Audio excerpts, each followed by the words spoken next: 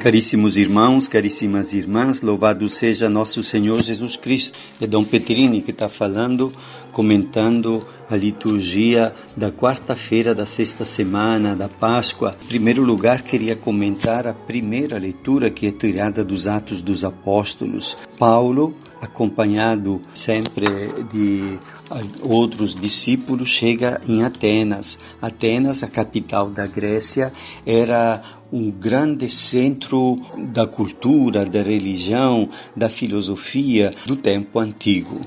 Até mesmo a cultura de Atenas era mais famosa e mais refinada do que Roma, que era a capital do império.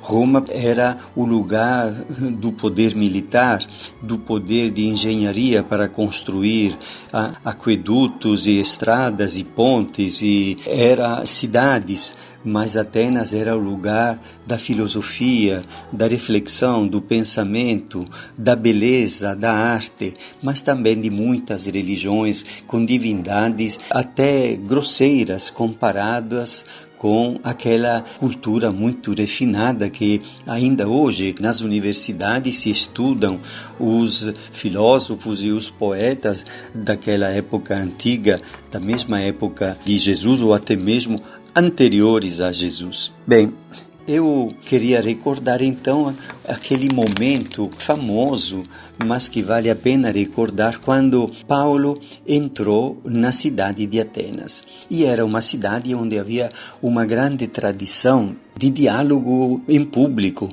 Tinha uma praça chamada Agora, na qual as pessoas mais preparadas, que gostavam de discussões, etc., se reuniam e tinha um pequeno estrado no chão, e quem quisesse tomar a palavra podia levantar e falar de um sonho que tinha tido a respeito, sei lá do que, ou podia falar de uma reflexão que tinha feito, de um problema político, etc. Certamente era um espaço onde cada um podia subir naquele estrado, tomar a palavra, e poderia ser aplaudido ou vaiado, mas era assim um sinal de diálogo com todo o mundo, vamos dizer, com a parte mais atuante daquela sociedade.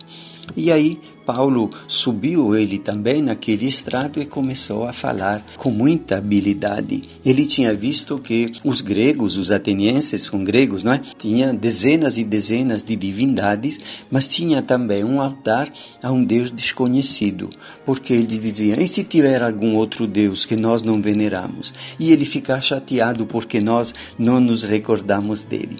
Então tinha um altar ao Deus desconhecido. Então Paulo fala: homens atenienses, eu vejo que vocês são extremamente religiosos, porque andando pelas ruas da sua cidade eu vi um altar ao Deus desconhecido. Pois bem, esse Deus que vós adorais sem conhecer é exatamente aquele que eu vos anuncio. Coisa impressionante. Ele aproveitou um caráter daquela cultura, daquela religiosidade, para poder anunciar o Deus de Jesus Cristo. O Deus que fez o mundo, fala assim Paulo, e tudo que nele existe, sendo Senhor do céu e da terra, é Ele que dá a todos a vida, respiração e tudo mais. Ele não está longe de cada um de nós, pois nele vivemos, nos movemos e existimos. Somos da raça do próprio Deus. Sem levar em conta os tempos da ignorância, agora anuncia aos homens que todos e em todo lugar se arrependam.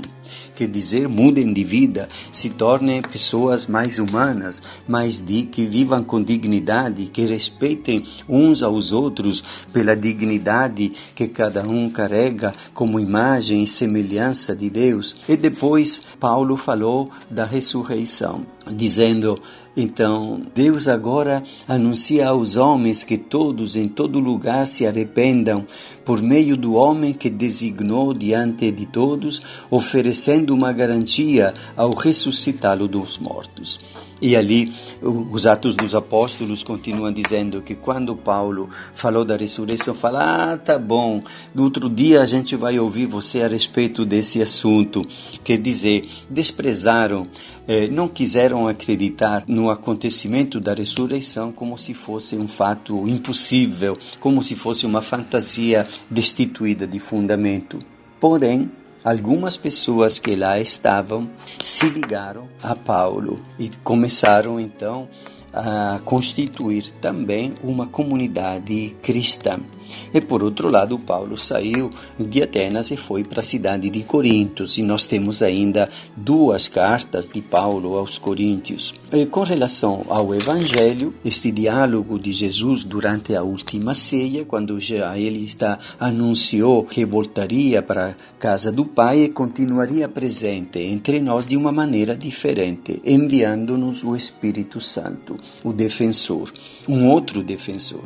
Ele, o primeiro defensor, porque defendia os homens e as mulheres contra os ataques do demônio e da fome e da surdez e da paralisia, etc. E agora então envia o Espírito Santo para que o poder, sua potência divina que vence o mal e vence a morte, pelo poder do Espírito Santo e por intermédio das pessoas que pertencem a Jesus, que se ligam a Jesus pelo caminho da fé, possa espalhar-se em todo canto, possam chegar a Roma, capital do Império, a Atenas, a capital cultural daquela época, mas também a cidade portuária de Corinto, e lá na Turquia, em todo o Oriente Médio, na Síria, e também na Espanha, em todo canto, no mundo inteiro.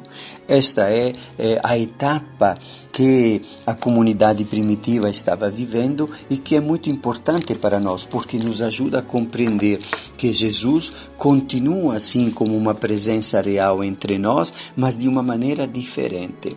E nós podemos reconhecer sua presença através dos sinais. Os sinais, em primeiro lugar, da vida de pessoas que mudam quando acolhem Jesus, o reconhecem como esta potência divina verdadeira na qual podem confiar. E a vida mudada é o maior sinal.